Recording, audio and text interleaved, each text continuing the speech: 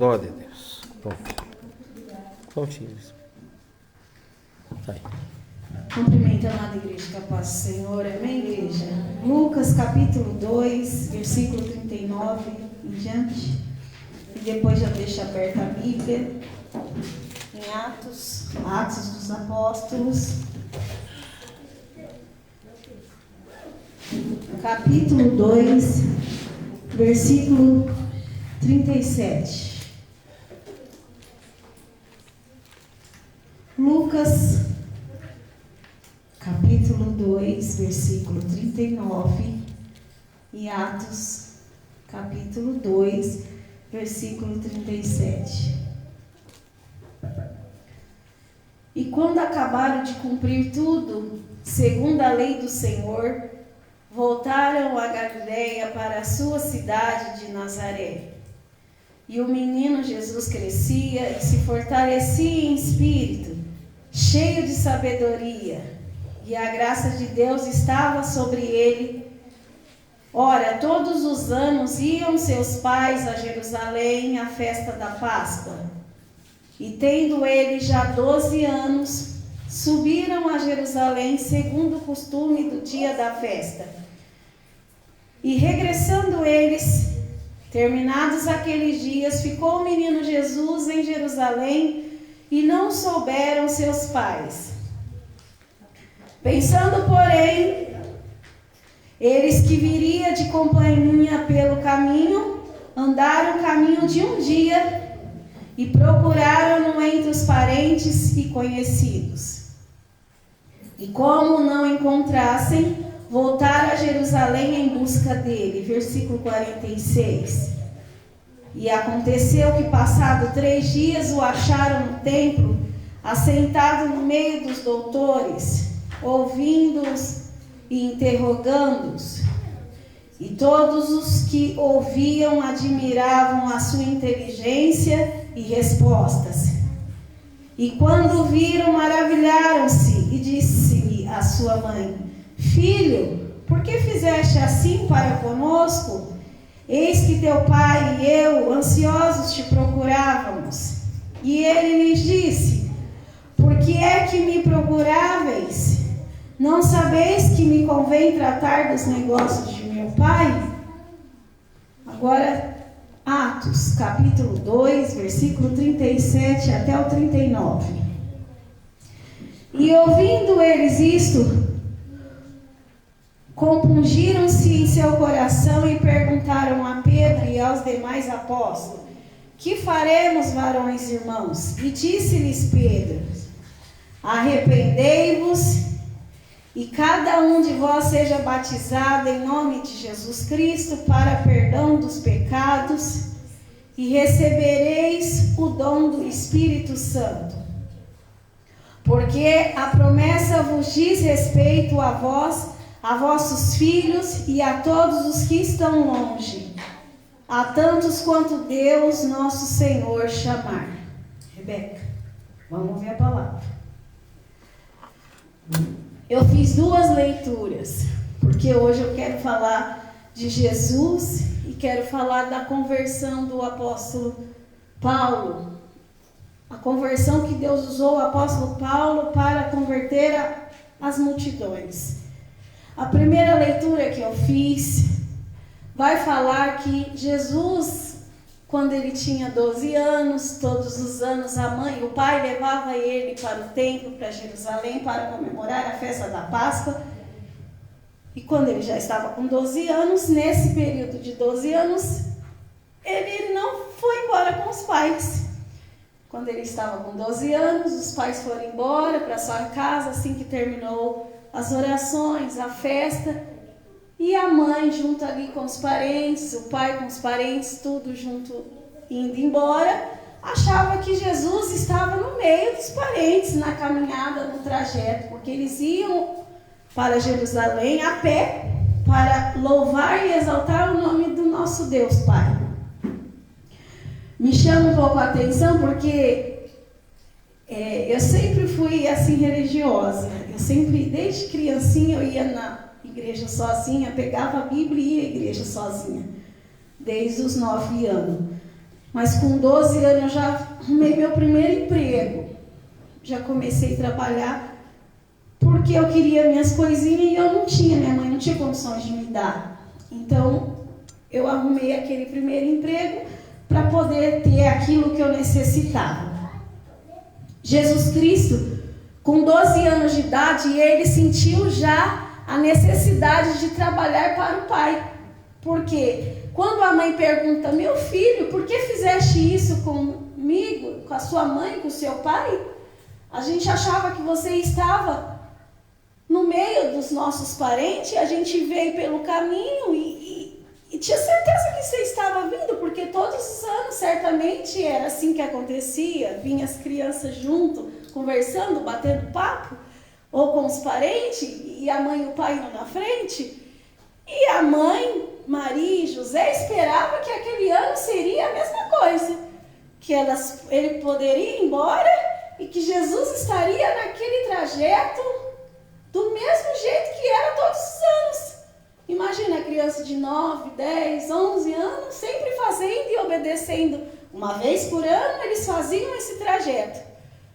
E eles não cultuavam somente uma vez por ano. Em todos os lugares sempre tinha uma sinagoga, um lugar onde o povo de Deus se reunia e orava. Só que em Jerusalém era uma festa da Páscoa. É como se fosse um templo principal, onde todos se reuniam uma vez por ano. Então, a mãe de Jesus esperava que iria repetir a mesma coisa. Vamos embora, tranquilo, que Jesus vem vindo aí atrás. Mas esse ano, quando ele estava com 12 anos, não aconteceu. Com 12 anos, Jesus ali já assume uma responsabilidade de assumir as coisas do Pai Celestial. E ele fala, por que me perguntas aonde eu estava? Por que me perguntas? Será que você não sabe que eu estava cuidando das coisas do meu Pai? Na segunda leitura que eu fiz, fala a forma como o apóstolo Pedro pregava para que as pessoas se convertessem dos seus pecados. Pregava para as pessoas se arrepender, se batizar nas águas, em nome de Jesus Cristo, para perdão de pecado. Pedro, ele foi testemunha de Jesus Cristo. Jesus Cristo, com 12 anos, ia para o templo para cuidar das coisas do Pai. E lá no templo a palavra vai dizer que ele pregava para doutores, para pessoas importantes. Porque o desejo de Jesus é salvar. Porque não importa se você é um apóstolo, ou se você é um discípulo, ou se você é um escriba. Escriba é quem escreve a Bíblia. Não importa se você tem um cargo importante na igreja, mas não está salvo. Mas não vai morar no céu. E Jesus, com 12 anos, já estava preocupado com aqueles que estavam no templo, tinha cargo, era importante, tinha uma autoridade, porém não estava salvo. Se morresse, iria para o inferno com cargo e tudo, com título e tudo. Olha o cuidado de Jesus Cristo com 12 anos.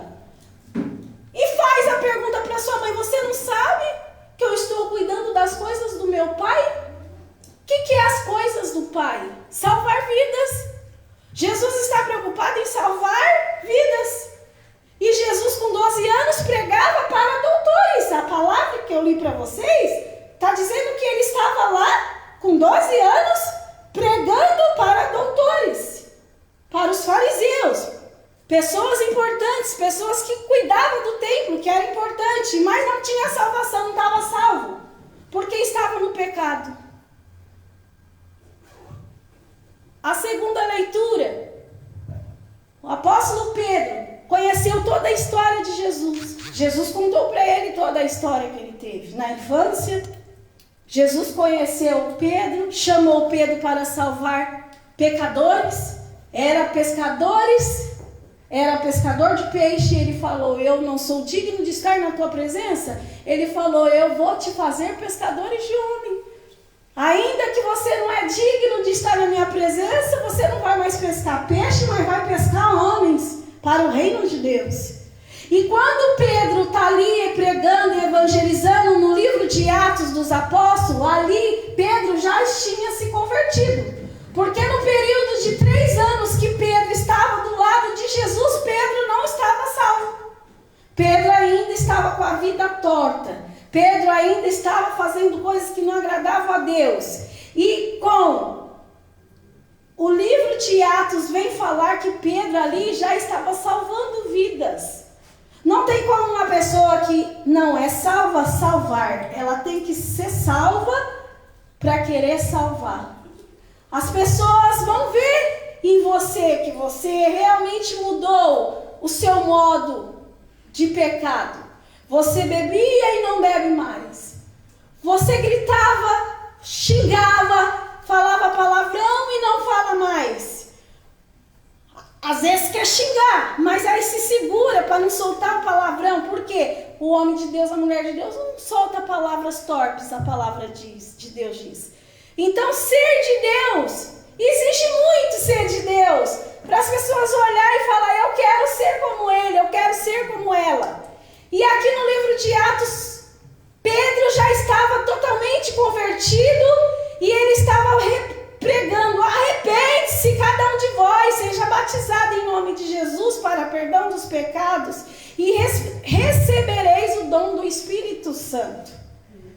Porque o fato de você obedecer a Deus é tão importante que você começa a sentir o desejo de se batizar nas águas. Porque ali você já largou a sua vontade para fazer a vontade de Deus. Você não quer mais fazer aquilo que te agradava, que desagradava a Deus. Você começa a querer agradar a Deus. Ele vem sobre você e fala, não é certo, não faça isso.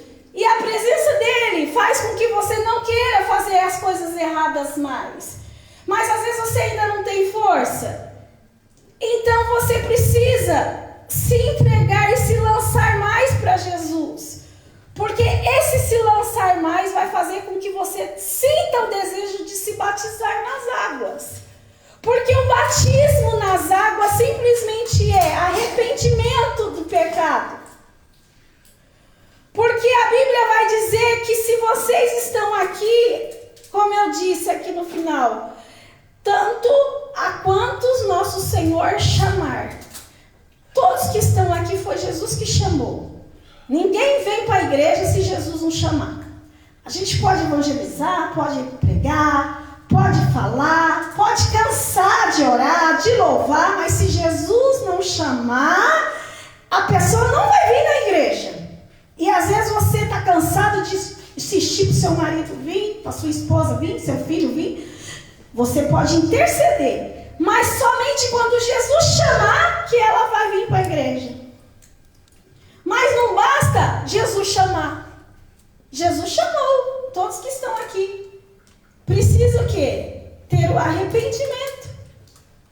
O arrependimento é o desejo do batismo nas águas. Eu quero me batizar porque eu sou arrependida. Eu não quero mais pecar. Eu não quero mais ser o que eu sou. Eu não quero ser essa pessoa suja. Mas eu não quero fazer o que desagrada o meu Deus, o meu Pai. Eu quero parar com isso. É o desejo de se batizar. É largar a sua vontade para fazer a vontade de Deus. E não tem jeito, igreja. Não tem jeito de se salvar se você não se batizar nas águas. Isso é muito sério. É pouco pregado isso aqui na igreja.